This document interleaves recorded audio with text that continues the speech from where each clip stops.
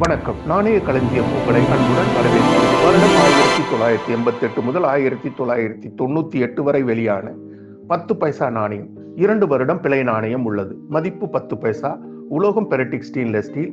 எடை 1.85 gram. குறுக்களவு 16 millimetre. சுற்று வட்டம். இலகுவான விளிம்பு. 1988 1989 2 வருட நாணயங்களில் இந்தியில் பாரத் என்பதற்கு பதிலாக மாரத் என்று எழுதப்பட்டு இருக்கும் பிழை நாணயம் கிடைத்தால் 200 ரூபாய் முதல் 500 ரூபாய் வரை விலை கிடைக்கும்.